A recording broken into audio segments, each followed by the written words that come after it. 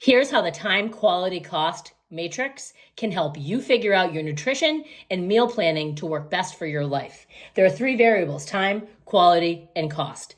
We advocate always going for the best quality food. Not everybody does, but if you want to have the best overall health for decades to come, you want to keep this one high.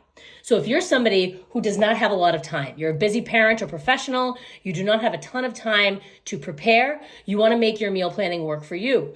Low time and high quality, you're going to have a high cost. So you're going to be a person that goes to the grocery store and you are going to go for the pre-washed, chopped, and cut fruits and vegetables. You are going to go for the pre-made meals, either from a meal service or from the grocery department, that are higher quality, but also higher cost. You're going to be spending more money per meal, but you're going to be saving yourself some time to get there.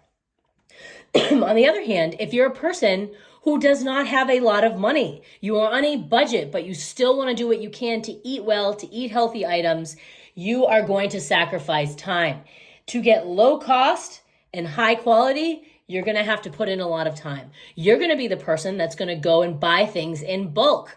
Your fruits, your vegetables, your meats, all of it. And you're going to spend the time washing, cutting, chopping, divvying things up into different meals. You are going to batch cook and bulk grill and make all of your meals for the week and then put them in the fridge or freezer or what have you.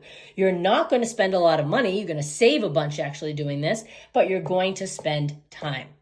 So look at this matrix and figure out for your lifestyle how best you should approach meal planning and then get to it.